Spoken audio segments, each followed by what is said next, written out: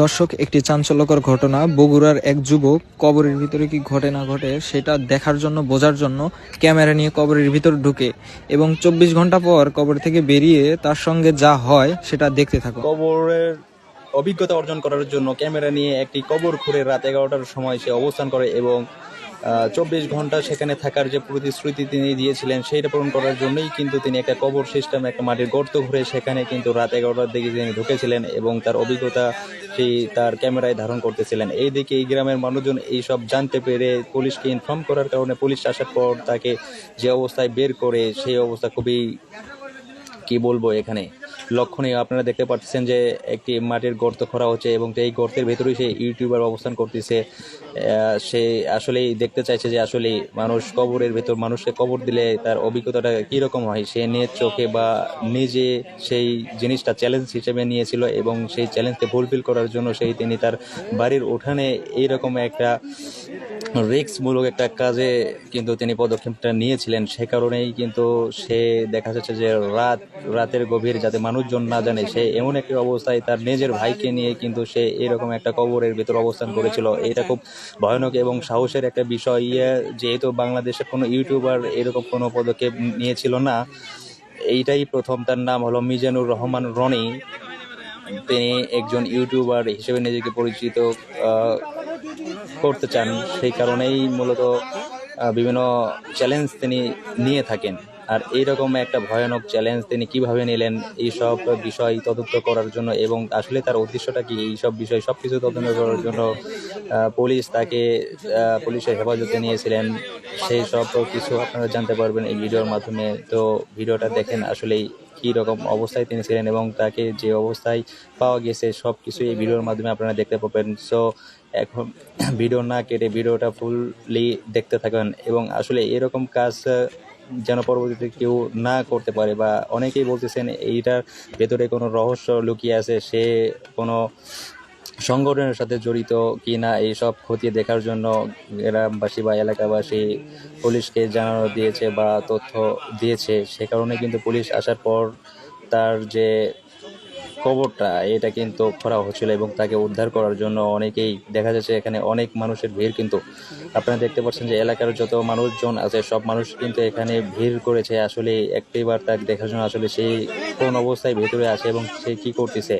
এখন আপনারা যদি এটা দেখতে চান তাহলে কিন্তু ভিডিওটা ফুল দেখতে হবে, তাইলে কিন্তু বুঝতে পারবেন আসলে সে কি অবস্থায় আছে মাটির ভিতরে। এবং মাটির ভিতরে যাতে অক্সিজেনের কোনো সমস্যা না হয় সে কারণে তিনি কিন্তু কবরের দুই পাশে দুইটা পাইপ কিন্তু সেট করে দিয়েছেন, যাতে এক পাইপ দিয়ে অক্সিজেন যাইতে পারে এবং অন্য পাইপ দিয়েও সেই অক্সিজেনটা পাস হইতে পারে।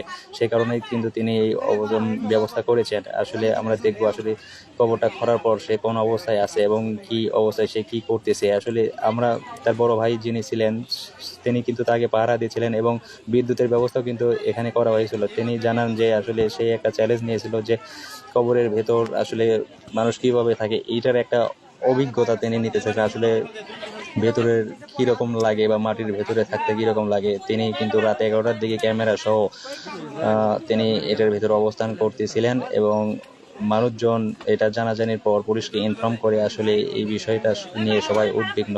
সো আপনারা দেখতে থাকেন ভিডিওটা। আমরা তার সম্পর্কে আরো কিছু তথ্য দিতে চাই আপনাদের। সেটা হলো যে তিনি একজন ইউটিউবার, সেটা তো বটেই, তা এর আগেও কিন্তু তিনি বিভিন্ন চ্যালেঞ্জ নিয়েছিলেন। তার কারণ তিনি নিজেকে লৌহ মানব হিসেবে কিন্তু পরিচয় এর আগেও তিনি দিতে চেয়েছিলেন। তার কারণ তিনি বাংলা বান্দা থেকে শুরু করে টেকনাফ তেঁতুলে পর্যন্ত কিন্তু হেঁটে পুরো বাংলাদেশে ঘোরারও কিন্তু তার অভিজ্ঞতা রয়েছে। এই বিষয়টা যদিও কেউ জানে না, তার এলাকায় গিয়ে যেহেতু শুনলাম আমরা যে তার এই রকম পাগলামিও কিন্তু তার অনেকগুলো রয়েছে। কিন্তু এইটা একটা এক্সেপশনাল, এইরকম চ্যালেঞ্জ কিন্তু বাংলাদেশে অন্য কোনো ইউটিউবার কখনো নেয় নাই। যদিও বাংলা বান্দা থেকে টেকনাফ তেঁতুলিয়া পর্যন্ত অনেক হেঁটে যাওয়া বা দৌড়ে যাওয়া বা সাইকেল নিয়ে পাড়ি দেওয়ার অনেক রেকর্ড রয়েছে, তবে এইরকম কোনো উদ্ভট কারবার কিন্তু আমরা এর আগে কখনো দেখি নাই। সো এটা কিন্তু খুব একটা উদ্বিগ্নর একটা বিষয়। মানুষ কিভাবে, একটা মানুষ রাতের আধারে বা কোনো কিছু ছাড়া শুধু একটা ক্যামেরা নিয়ে এই মাটির ভিতরে অবস্থান করতে পারে, তার আসলে তার সাহসের প্রশংসা করতে হয় একদিক দিয়ে, অন্যদিক দিয়ে তার এই পাগলামি আসলে কখনোই কাম্য নাই। এরকম পরিস্থিতিতে মানুষ, তার এলাকার মানুষজন খুব উদ্বিগ্ন আসলে এই ছেলেটা করছেটা কি।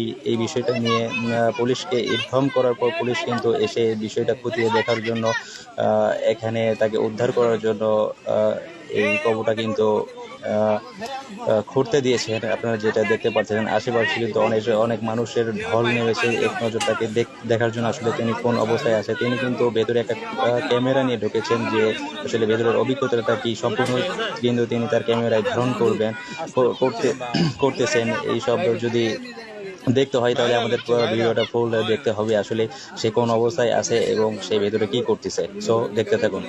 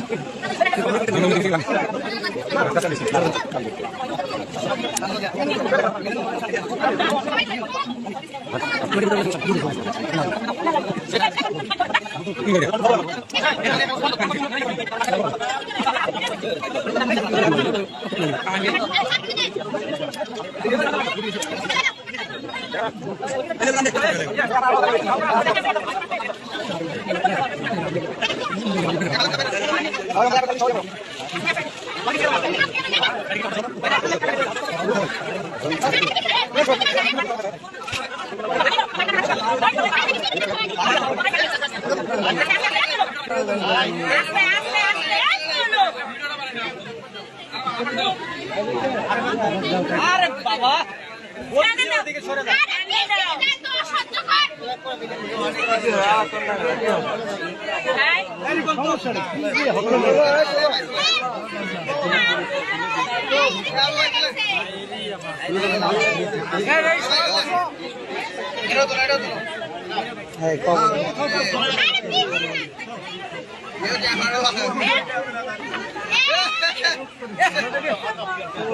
আরে উঠবে ও এখন উঠবে আমার এটা দাদা করো করো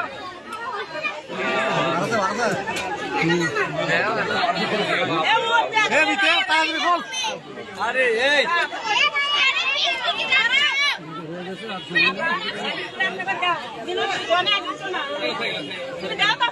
বেশি